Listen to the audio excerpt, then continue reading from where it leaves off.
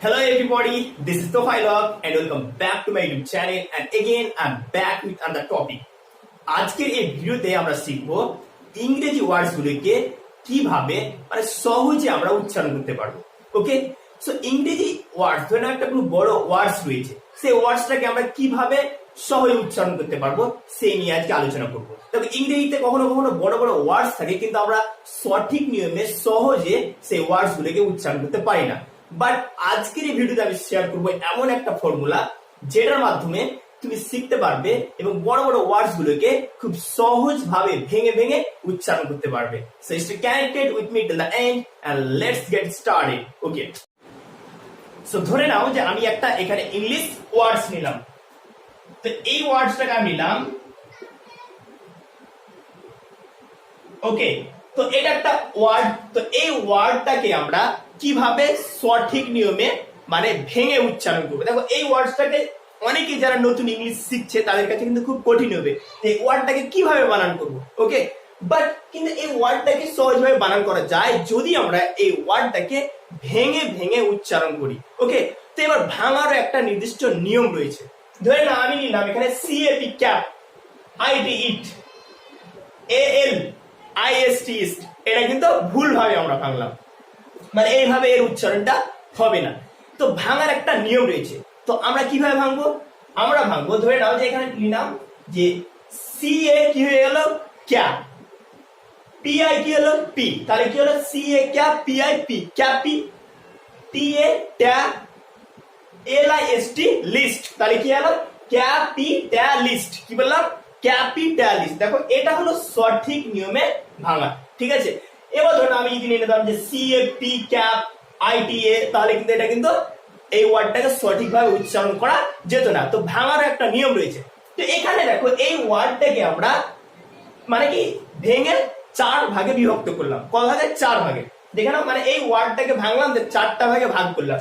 তো দেখো এখানে একটা ক্যাপিটালিস্ট। ওকে, তো এই ওয়ার্ডটাকে যে চার ভাগে ভাঙলাম, এর প্রত্যেকটা অংশকে ইংরেজিতে আমরা বলবো সিলেবাল। কি বলবো?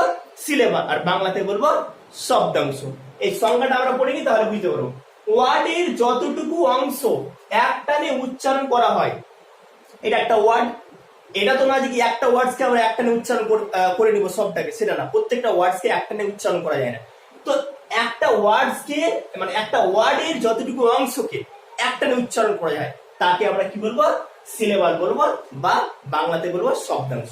তো এটা একটা ওয়ার্ড। আর কি বলেছে যে একটা ওয়ার্ডে যতটুকু অংশকে আমরা একটানে উচ্চারণ করতে পারবো তাকে আমরা সিলেবাল বলবো। তো ধরে নাও এটা একটা ওয়ার্ড সি এ ক্যা, ক্যাপিটালিস্ট, একটানে কি উচ্চারণ করতে পারছি? পারি না। তাহলে কি সি এ ক্যা, প্রথমে ক্যা বলছি, ক্যাপিটালিস্ট, তাহলে এই ওয়ার্ডটাকে কিন্তু আমরা চারটানে উচ্চারণ করতে হচ্ছে। ক্যাপিটালিস্ট, চারটানে। ওকে, ক্যাপিটালিস্ট। তো কি বলছে? তাহলে এর প্রত্যেকটা এই যে এই ওয়ার্ডটাকে চার ভাগে ভাগ করেছি, তো এর প্রত্যেকটা ভাগকে ইংরেজিতে আমরা বলবো সিলেবাল। ক্লিয়ার?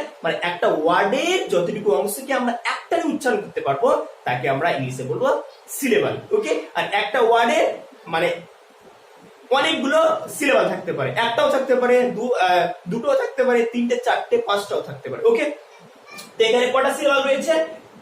1 2 3 4। তাহলে এই ক্যাপিটালিস্ট ওয়ার্ডটাতে আমরা চারটা সিলেবাল দেখতে পেলাম। তাহলে সিলেবাল কি আছে বুঝতে পারলাম। তো আমরা সিলেবাল শিখবো কেন, অর্থাৎ সিলেবাল শিখে আমাদের লাভ কি? দেখো সিলেবাল শিখলে আমরা বড় বড় ওয়ার্ডস গুলোকে খুব সহজে ভেঙে ভেঙে সঠিকভাবে উচ্চারণ করতে পারি।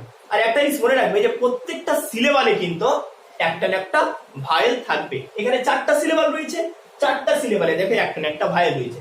ক্যা, এখানে দেখো সি এর পরে এ ভায়েল রয়েছে, পি, পি এর পরে আই রয়েছে ভায়েল, টি, ট্যা, টি, দেখো টি এ রয়েছে, এখানে একটা ভায়েল রয়েছে, list, L I S T, এখানে একটা ভায়েল রয়েছে। তার আমরা এটা জানতে পারলাম যে প্রত্যেকটা সিলেবালে একটা না একটা ভায়েল থাকবে। ভায়েল না থাকলে কিন্তু সিলেবাল গঠন করা যাবে না। আর সিলেবাল শিখে লাভ কি? সিলেবাল শিখে লাভ যে আমরা ইংরেজি ওয়ার্ডস গুলোকে সহজে ভেঙে ভেঙে উচ্চারণ করতে পারবো। That's it. Okay, okay, so আমরা ইংরেজিতে প্রধানত চার ধরনের সিলেবাল দেখতে পাই। কি কি?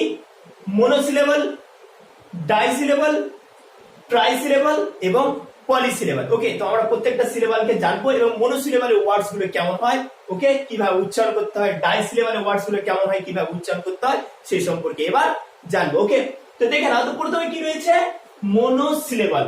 তো মনোসিলেবাল কাকে বলবো আমরা? দেখো, ইংরেজি যেসব ওয়ার্ডস গুলোকে মানে ইংরেজিতে যেসব ওয়ার্ডস গুলোকে মাত্র একটানে উচ্চারণ করা হয়, একটানে একদম, সেগুলোকে আমরা বলবো মনোসিলেবাল। যেমন ধরে নাও এখানে কি হয়ে গেল ম্যান। ম্যান উচ্চারণ করতে কি মানে দুটানে কি উচ্চারণ করতে হচ্ছে না, আর ম্যানকেও ভাঙা হয়ে যাবে না, কারণ এটা হচ্ছে একটাই সিলেবাল। অর্থাৎ যে সমস্ত ওয়ার্ডস গুলোকে আমরা একটানে উচ্চারণ করতে পারি সেগুলোকে আমরা বলবো মনোসিলেবাল। যেমন ধরে নাও man, rat, cat, fat, mat, এই সমস্ত ওয়ার্ডস গুলোকে আমরা বলবো মনোসিলেবাল। এই ওয়ার্ডস গুলো মনোসিলেবাল ওয়ার্ডস গুলো ইউজুয়ালি আমরা কি হয় যে খুব সহজে উচ্চারণ করতে পারি। ওকে, man, rat, cat, fat, mat এগুলো হলো মনোসিলেবাল, কারণ এই সমস্ত ওয়ার্ডস গুলোকে আমরা একটাই উচ্চারণ করতে পারি। যেমন ম্যান একবারে হয়ে গেল, ক্যান, rat, cat একটানে উচ্চারণ হয়ে যাচ্ছে এগুলো। ওকে, এবার আমরা দেখে নেব ডাই সিলেবাল।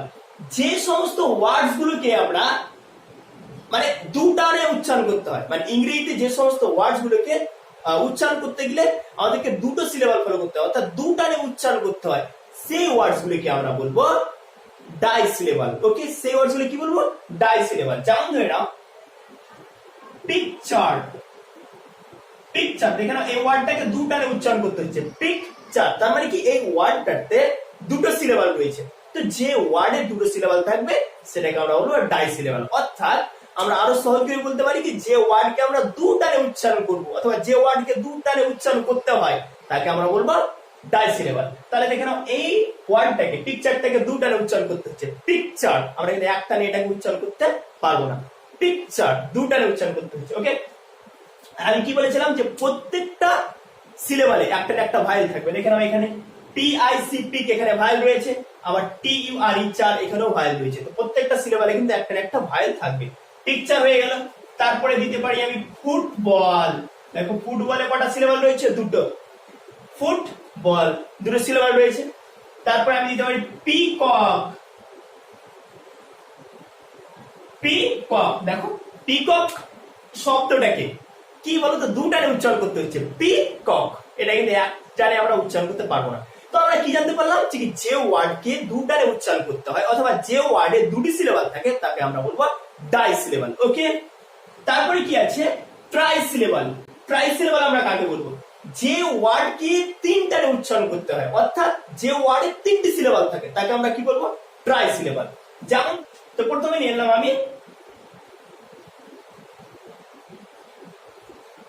দেখো কনসোন্যান্ট, এই ওয়ার্ডটাকে উচ্চারণ করো তো কনসোন্যান্ট, তিনটানে উচ্চারণ করতে হচ্ছে কনসোন্যান্ট। ওকে, তো এই ওয়ার্ডটা হয়ে গেল ট্রাই সিলেবাল, মানে এই ওয়ার্ডটা উচ্চারণ করতে হচ্ছে তিনটানে, তার জন্য এটা ট্রাই সিলেবাল। আর প্রত্যেকটা সিলেবালে দেখেন এখানে তিনটা সিলেবাল রয়েছে, তো প্রত্যেকটা সিলেবালে একটা না একটা ভায়েল রয়েছে কনসোন্যান্ট। ওকে, তারপরে হয়ে গেল হসপিটাল। হসপিটাল দেখো এখানে তিনটে সিলেবাল রয়েছে হসপিটাল। তারপরে চলে এলো ক্যালেন্ডার। ক্যালেন্ডার। ওকে, তাহলে এগুলোকে আমরা বলবো ট্রাই সিলেবাল। কি বলবো ট্রাই সিলেবাল, কারণ এই সমস্ত ওয়ার্ডস গুলোতে তিনটি সিলেবাল রয়েছে, অর্থাৎ এই ওয়ার্ডস গুলোকে তিনটারে উচ্চারণ করতে হচ্ছে, তার জন্য এগুলোকে আমরা বলবো ট্রাই সিলেবাল। তো যারা নতুন করে মানে ইংরেজি শিখছে, ওকে, যারা বেসিক থেকে ইংরেজি শেখা স্টার্ট করেছে তাদের কাছে এই সিলেবালটা অনেক হেল্প হবে ইংরেজি ওয়ার্ডস গুলোকে বানান করতে। যেমন ধরে না এই কনসোনেন্ট ওয়ার্ডটা রয়েছে, এটাকে যদি ভেঙে ভেঙে যদি বানান না করি তাহলে কিন্তু মনে হবে কঠিন বানানটা, কিন্তু এটাকে ভেঙে ভেঙে করবো সিলেবালিক অনুসারে মানে সিলেবাল অনুসারে, তাহলে কিন্তু এটা বানান করাটা সহজ হয়ে যাবে। যেমন দেখো কনসোন্যান্ট সহজ হয়ে গেল। ওকে, HOS HOSPIP হসপিটাল, দেখো বানানটা সহজ হয়ে গেল হসপিটাল। তারপর কি আছে CALEN লেন ডিয়ার ক্যালেন্ডার, তাহলে বানানগুলো এইভাবে কিন্তু কি হচ্ছে সহজ হয়ে যাচ্ছে। মানে যতই বড় ওয়ার্ডস থাক না কিনে আমরা যদি সেটাকে সিলেবাল অনুসারে ভাঙতে পারি কিনা তো এই বানানটা কিন্তু একদম সহজ হয়ে যাবে। ঠিক আছে, ওকে, এবার আমরা আলোচনা করবো পলিসিলেবাল নিয়ে। কি রয়েছে পলিসিলেবাল? তো পলিসিলেবাল আমরা কাকে বলবো? যে ওয়ার্ডে তিনটির অধিক সিলেবাল থাকে, ধরে নাও যে ইংরেজি একটা ওয়ার্ডস রয়েছে সেখানে তিনটির বেশি সিলেবাল রয়েছে, সেই ওয়ার্ডস গুলোকে আমরা বলবো পলিসিলেবাল। চারটাও থাকতে পারে, পাঁচটাও থাকতে পারে, তো ওই সমস্ত ওয়ার্ডস গুলোকে আমরা কি বলবো? পলিসিলেবাল। ধরে নাও যে এখানে কনসোন্যান্ট, এখানে তিনটা সিলেবাল রয়েছে, ওকে। তো এমন কিছু কিছু ইংলিশ ওয়ার্ডস রয়েছে যেখানে তিনটের বেশি সিলেবাল রয়েছে, সেই ওয়ার্ডস গুলিকে আমরা কি বলবো? পলিসিলেবাল, ওকে। আমি এখানে উদাহরণ সহ বলে দিচ্ছি। ধরে নাও এখানে কি আছে, তাহলে কি হলো? টেলিভিশন, এখানে কটা সিলেবাল রয়েছে? চারটা সিলেবাল রয়েছে, তার জন্য এটাকে আমরা কি বলবো? পলিসিলেবাল। কারণ তিনের অধিক সিলেবাল থাকলে সেই ওয়ার্ডটাকে আমরা বলবো পলিসিলেবাল। তাহলে টেলিভিশন, ওকে, তাহলে এটা হয়ে গেল পলিসিলেবাল। তারপরে কি আছে?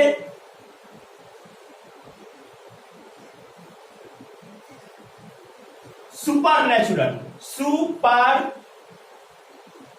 Natural, super natural. তাই এখানে কটা সিলেবাল আছে দেখো, 1 2 3 4 5, তো এখানে 5টা সিলেবাল রয়েছে, তার জন্য এগুলোকে বলবো পলিসিলেবাল। পলি কথার বাংলা অর্থ হচ্ছে বেশি, অধিক, ওকে।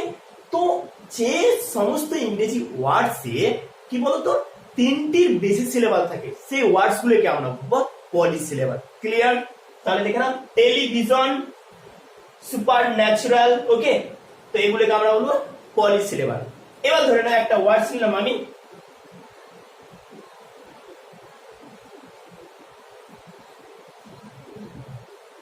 এই ওয়ার্ডসটা ধরে নাও যে বানান করা খুব কঠিন হবে, কিন্তু এই ওয়ার্ডসটাকে যখন আমরা সিলেবাল অনুসারে ভেঙে দিব না, তখন এই ওয়ার্ডটাকে বানান করা সহজ হয়ে যাবে। কেমন করে দেখে নাও, পি এস ওয়াই কি হলো বলতো? সাই হয়ে গেল।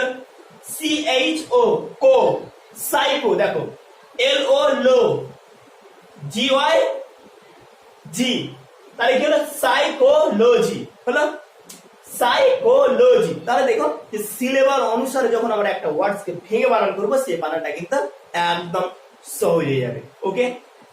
So okay, thanks for watching this video, thank you.